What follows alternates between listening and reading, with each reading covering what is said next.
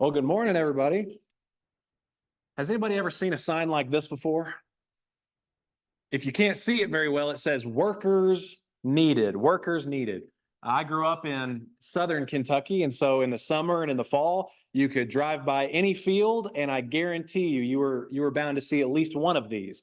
Whether people needed help to pull or hang their tobacco, they needed help with their corn or pitching hay, whatever it was, they needed workers.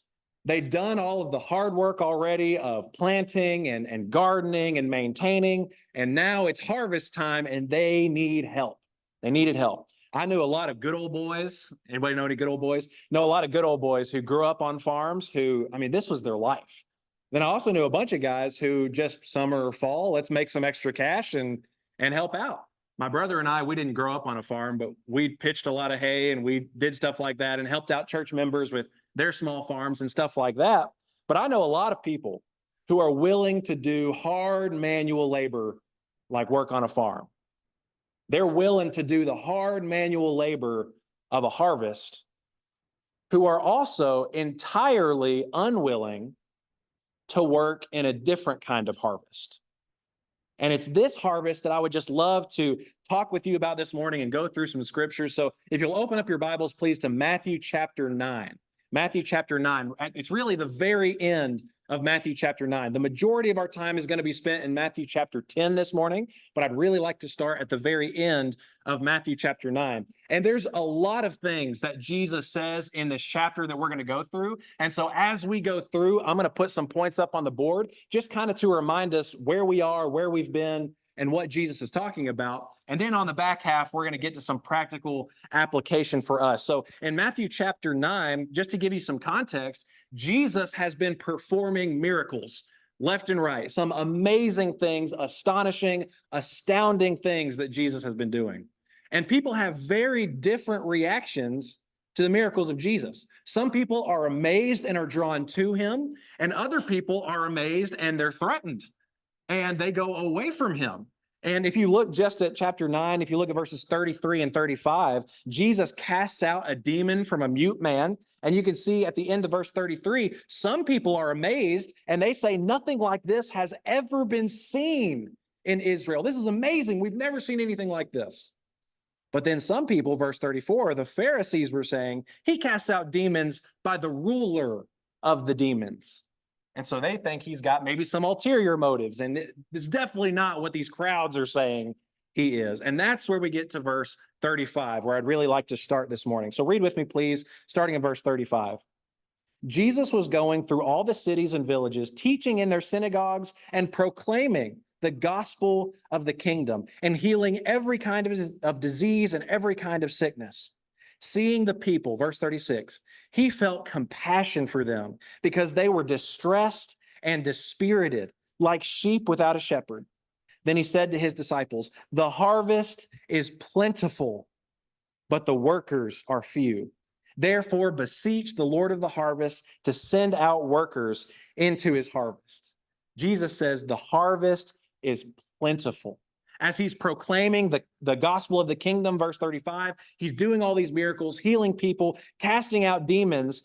Verse 36, he sees the people and he has compassion on them. And he sees that they are distressed and dispirited. Your version might say harassed and helpless.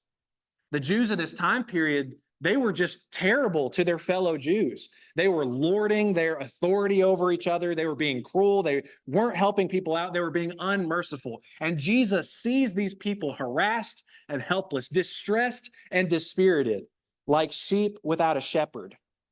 And he says, the harvest is plentiful, but the laborers are few. He's saying there are these people that need help. They need guidance. They need protection. They need people to bring them to God, but there aren't enough laborers. And so he says, beseech the Lord of the harvest, pray to the Lord of the harvest to send out workers into his harvest and do this work. And now we're going to get into chapter 10, and we're going to see that Jesus is going to fulfill this in one way. He's going to fulfill this need for laborers. So keep reading with me here. Chapter 10, let's start in verse 1. Jesus summoned his 12 disciples and gave them authority over unclean spirits to cast them out and to heal every kind of disease and every kind of sickness. Now, the names of the 12 apostles are these: the first Simon, who is called Peter, and Andrew his brother, and James the son of Zebedee, and John his brother, Philip and Bartholomew, Thomas and Matthew the tax collector, James the son of Alphaeus and Thaddeus, Simon the zealot, and Judas Iscariot, the one who betrayed him. Verse 5, these 12 Jesus sent out after instructing them, do not go in the way of the Gentiles, and do not enter any city of the Samaritans, but rather go to the lost sheep of the house of Israel. And as you go, preach, saying, the kingdom of heaven is at hand. Heal the sick, raise the dead, cleanse the lepers, cast out demons. Freely you received, freely give. Do not acquire gold or silver or copper for your money belts, or a bag for your journey, or even 2 coats or sandals or a staff, for the worker is worthy of his support. And whatever city or village you enter, inquire who is worthy in it, and stay at his house until you leave that city. As you enter the house, give it your greeting. If the house is worthy, give it your blessing of peace. But if it is not worthy, take back your blessing of peace. Whoever does not receive you, nor heed your words, as you go out of that house or that city, shake the dust off your feet. Truly, I say to you, it will be more tolerable for the land of Sodom and Gomorrah in the day of judgment than for that city. And so here in these first 15 verses, Jesus has just said the harvest is plentiful, the laborers are few. Pray that the Lord will send workers into his harvest.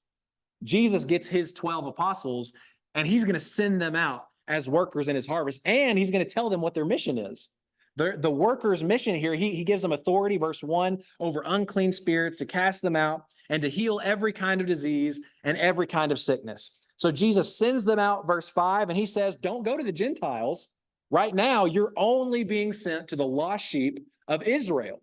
Only go to the Jews at this point. And he says, as you go, verse 7, preach. Tell them that the kingdom of heaven is at hand. The rule of God is at hand. And heal the sick, raise the dead, cleanse the lepers, cast out demons. And I love the end of verse 8 because he says, you received this power and authority freely, so you need to give it freely. You see all these people suffering, they're harassed and helpless. Freely give of this authority that I just gave to you. Preach the kingdom, heal people, help them out. And what's really interesting about this is Jesus tells them, don't really prepare for the journey. Don't prepare financially. Don't bring extra clothes. Don't bring an extra staff. Don't do any of that stuff. He says, the end of verse 9 or the end of verse 10, the worker is worthy of his support. You're going to rely on the hospitality of strangers. When you go into these cities, inquire, see who's worthy in it, and stay at their house. And if they are worthy, give them a blessing of peace. But if they're not, take it back. And he says right here at the end of verse 14, whoever does not receive you, nor heed your words as you go out of that house or that city, shake the dust off your feet. It's a sign of separation from those people, and it's a sign of judgment, because it says in verse 15, it will be more tolerable for the land of Sodom and Gomorrah in the day of judgment than for that city. And so Jesus makes it very clear, if people don't receive you apostles, they don't heed your words, that's a big deal. If they do not receive what I'm sending you out for you to do, that's a big deal. He says it's going to be more tolerable for Sodom and Gomorrah, which was a wicked city in the Old Testament that got smitten, completely destroyed by God in the day of judgment, than for these people. So this is their mission. Go preach. The kingdom of heaven is at hand. Heal diseases, cleanse the lepers, cast out demons, do all of these amazing things, but don't prepare. Don't prepare financially, but you're going to rely on the hospitality of strangers. But Jesus has more to tell them about this ministry that he's sending them out to do. It's not just a mission. He also has some warnings for them. So let's keep reading about what this is going to be like for them. Verse 16. Behold, I send you out as sheep in the midst of wolves. Be shrewd as serpents and innocent as doves. But beware of men, for they will hand you over to the courts and scourge you in their synagogues. And you will even be brought before governors and kings for my sake, as a testimony to them and to the Gentiles. But when they hand you over, do not worry about how or what you are to say, for it will be given you in that hour what you are to say. For it is not you who speak, but it is the Spirit of your Father who speaks in you. Brother will betray brother to death, and a father his child, and children will rise up against parents and cause them to be put to death. You will be hated by all because of my name, but it is the one who has endured to the end who will be saved. But whenever they persecute you in one city, flee to the next. For truly I say to you, you will not finish going through the cities of Israel until the Son of Man comes. So Jesus, in this chunk of verses that we just read, warns them that this is not going to be an easy or a light task. He says, I am sending you as sheep among wolves. This is not easy. This is not light. You're going to be in danger. And because they're going to be in danger, Jesus says, where is it? Down here in verse 16. So be shrewd as serpents and innocent as doves. And I love this phrase because by saying this, he's saying be shrewd as serpents. So be smart, perceive what's going on. Don't be naive to the things that people are going to be thinking, but also be innocent as doves. Have pure intentions, clean hearts, and no wrongdoing or malice in your heart. So be smart, but be good as you're out here doing this, and just know that men are going to hand you over to courts. They're going to beat you. They're going to scourge you. They're going to bring you to their rulers. And again, he says, but don't prepare a speech. Don't prepare a sermon, because in that hour, the Spirit will tell you what to say. And remember, he's talking to the apostles here. This probably isn't something that directly applies to us, because you probably don't want to hear my sermon if I haven't prepared. But he says, in that very hour, the Spirit will tell you what to say. And he says, verse 20, it's not you who speak, but it's the Spirit of your Father who speaks in you. And he says even more about some of the difficulties and hardships that are going to happen. In verse 21, says that families will be split up because they're preaching Jesus, preaching the kingdom. Brother will betray brother to death, and a father his child, and children will rise up against their parents and cause them to be put to death. The name of Jesus is divisive.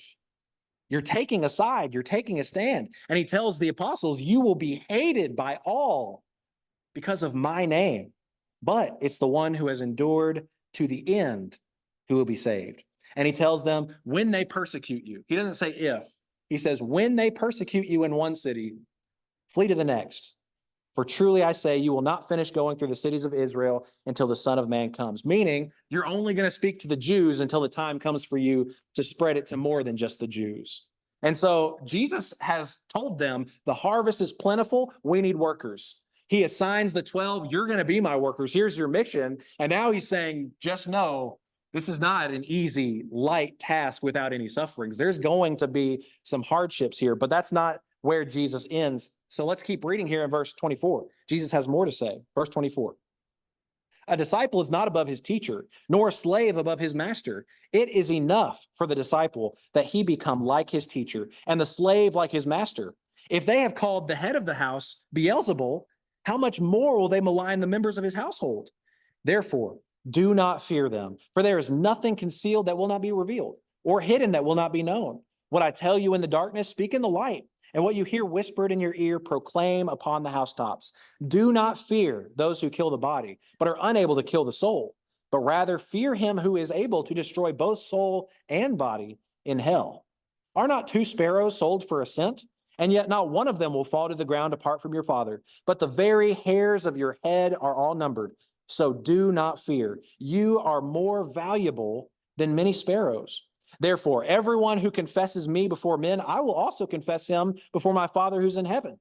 But whoever denies me before men, I will also deny him before my Father who is in heaven. And so Jesus says that if they're going to be his disciples and be like him, they shouldn't be surprised when the same people that hate Jesus hate him. Don't be surprised when they malign you, because remember, they maligned me. And he tells them, don't fear. Do not fear. So he's telling them, preach and do not fear these people. He says, don't fear them. Whatever the things that I've told you in secret, you're proclaim them.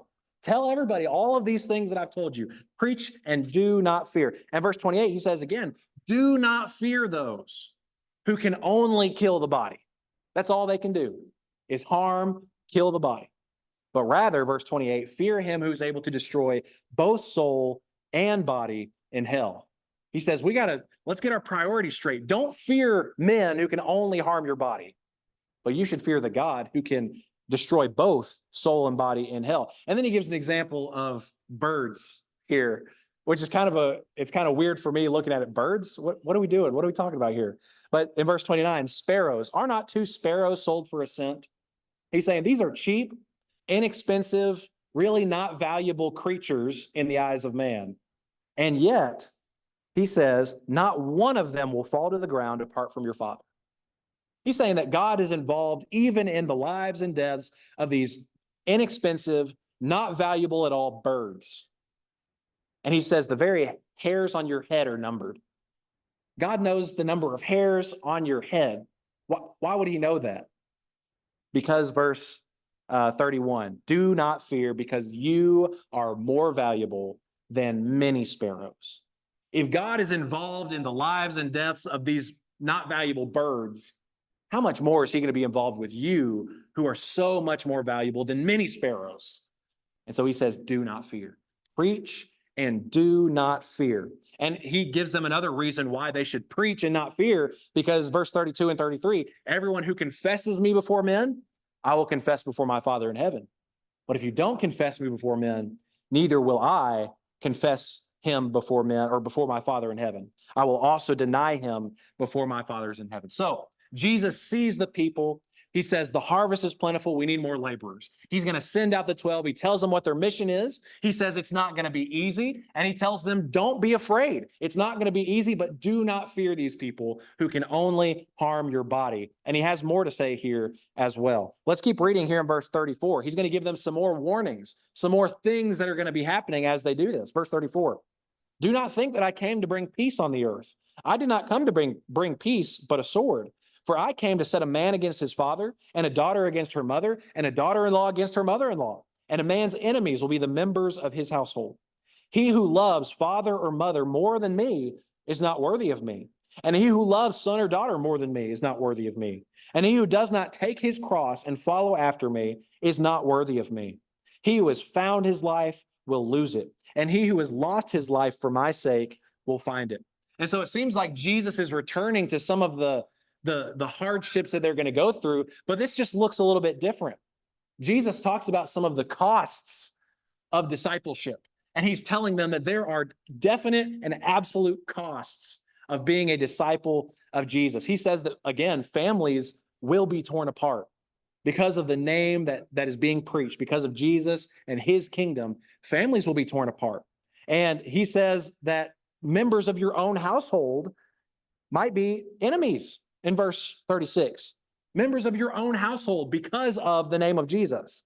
And he says in verse 37 and 38, he who loves father or mother more than Jesus is not worthy of him. And he who loves son or daughter more than Jesus is not worthy of him. So he's saying that disciples have to be willing to place preeminence on Christ over members of their own family. And not a lot of people are okay with that. That's a hard, very hard thing to split up a family. But even more than that, verse 38, he says, he who does not take up his cross and follow after me is not worthy of me. And I know a lot of times we kind of say, well, that's just my cross to carry. And sometimes we mean like my knee hurts, or, I'm sick. But in the first century, if you hear that you have to pick up your cross and carry it, that only meant one thing. That was the cross that you were going to be killed on. The cross meant death. So Jesus is saying, you must be willing to die for me.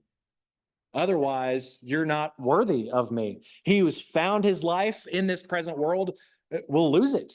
And he who's lost his life in this present world for my sake will find it. And so Jesus telling his apostles, as he's sending them out on this mission for them to do, he's saying, there are costs to being my disciple. It's not always easy. It's not always fun. There are absolutely costs. But then here at the end of the chapter, let's finish out the chapter. There is some good news. I mean, a lot of this has been like, oh, that's kind of, I don't know about that. That's kind of rough. I'm not so sure. But let's look at the end of the chapter, verse 40. He says to the apostles, he who receives you receives me. And he who receives me receives him who sent me. He who receives a prophet in the name of a prophet shall receive a prophet's reward. And he who receives a righteous man in the name of a righteous man shall receive a righteous man's reward.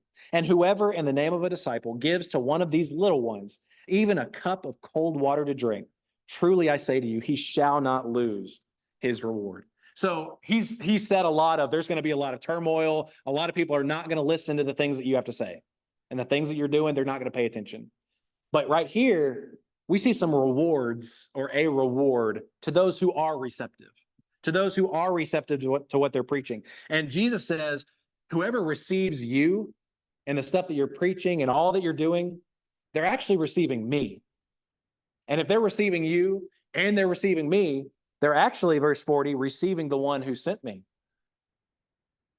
And that's amazing. That's great. Verse 41, he says, he who receives a prophet or a righteous man in the name of a prophet or a righteous man, they receive a prophet or a righteous man's reward. And I love verse 42 because he says, and whoever in the name of a disciple gives to one of these little ones or one of these humble ones, even a cup of cold water, a small little act like a cup of cold water, truly I say to you, he shall not lose his reward. So because people who receive the apostles are going to be receiving Jesus and they're receiving the Father, they will not lose their reward. And little actions like a cup of cold water are really, really big. It's a really big deal. And so this is Matthew chapter 10. There's so much in this chapter that we could talk about. I mean, we could just take each one of these points and do 30 minutes on each one of those. And you know what? Let's do it. Let's start it right now. No, don't freak out. I see several. It's all right. But I just want to bring out a few things this morning from this chapter and the end of chapter 9 and some things that are really actionable and practical for us from this. And the first one, I think, is that we need to develop compassion like Jesus.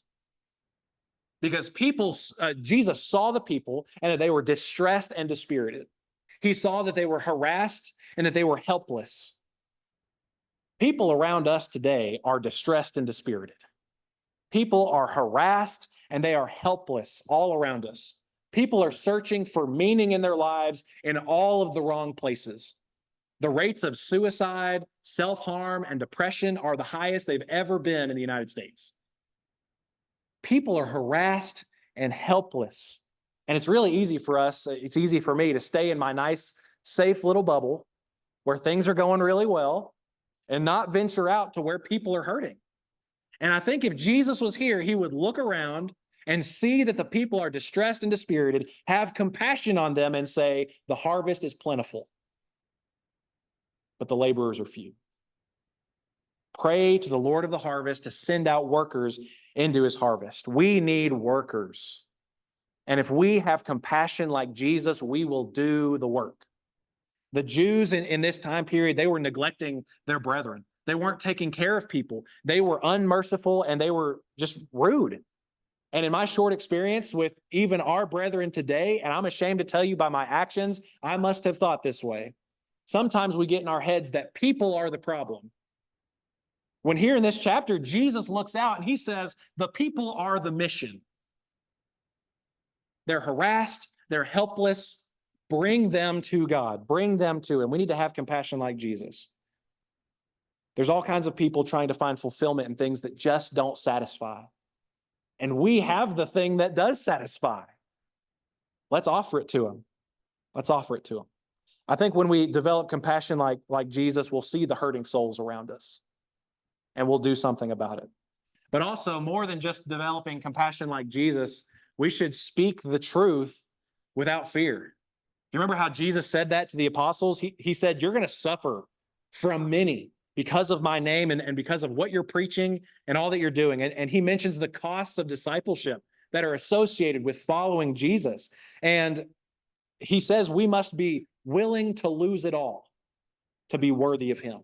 We must be willing to lose it all to be worthy of him. Fear the one that can kill the body and the soul in hell, but don't be afraid of those who can't.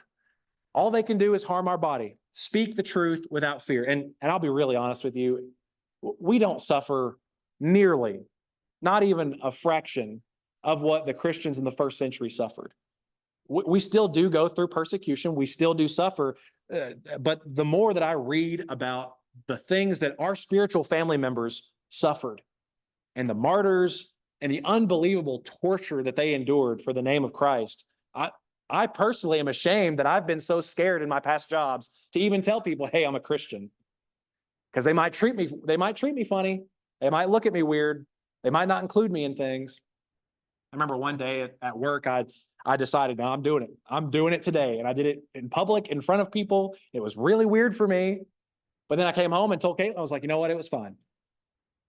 Because we don't suffer the same kinds of persecution that they do. And yet we can be so afraid to tell people about the one we say is in control of our entire lives. And so we should speak the truth without fear. And even if people do treat us differently or mistreat us, good. Because Jesus told the apostles here, he said, don't be surprised when they malign you because they malign me. And it is enough for a disciple to be like his teacher. And so if we suffer for the name of Jesus, then we are becoming more like our teacher. We're becoming more like our God. Let's speak the truth without fear. And then the last one that I have this morning is that we need to do big, small things. Do big, small things. Jesus said that those who received the apostles were actually receiving him. And if they were receiving the apostles, they received him and the one who sent Jesus. And whoever gives even a cup of cold water, in verse 42, even a cup of cold water would not lose their reward. That's really not a very big action, just a cup of cold water. But in the eyes of God, that's big. That's a very big, small thing that happened. And I think sometimes we think about these things in a way that just doesn't make sense. At least I do. If I'm not going overseas 8 times a year to preach the gospel, I'm not doing evangelism. If I am not preaching to a crowd of thousands, I don't know how to preach. Or, I'll just tell you, this is the truth of something that I've thought before. Maybe not actually thought the words, but I've kind of thought this. I meet somebody for the first time, and if I don't convert them in 1 hour or less, I don't know how to do evangelism. Anybody else kind of thought that way? Maybe you've never put the words to the thoughts, but that's not what it is. It's the small, ordinary, consistent things that we do that are actually really big in the eyes of God. Even a cup of cold water, praying for people, and not just commenting prayers on Facebook, but actually praying for people. Do we believe in the power of prayer? Because, it's a small thing. It takes us just a few minutes to say some words. That's a big thing.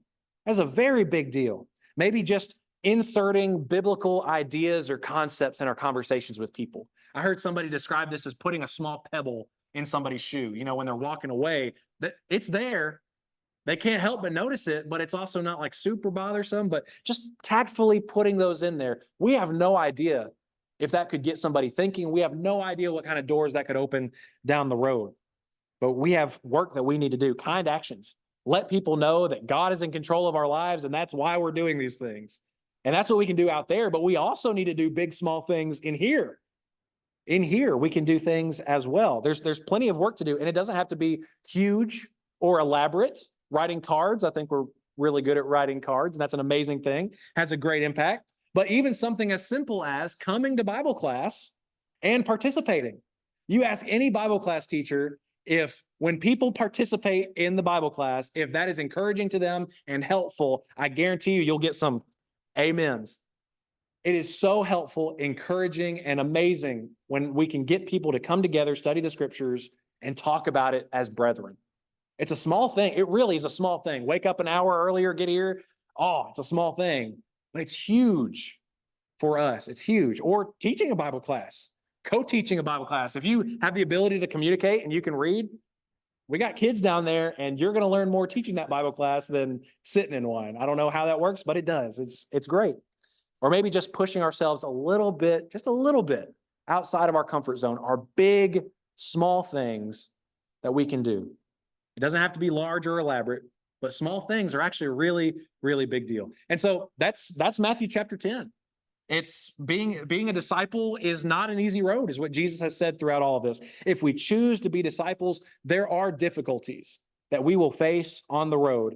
But let's not let that stop us from working, because the harvest is plentiful and we need more laborers. Jesus needs workers.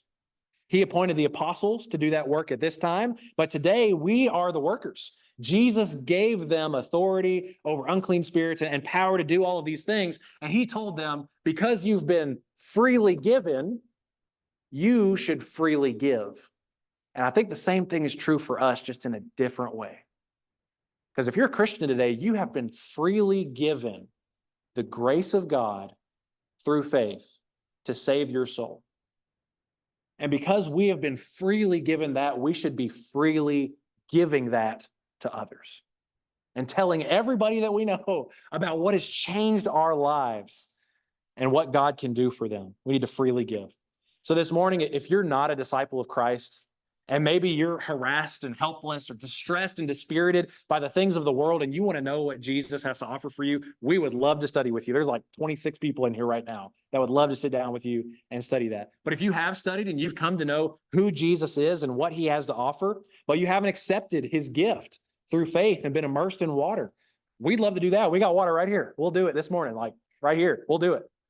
Or maybe you have become a Christian before, but you're not a worker. Jesus needs workers, and the harvest is plentiful. And I just implore you to make a change. So whatever your spiritual need might be this morning, there's an opportunity to make your life right with God while together we stand and while we sing.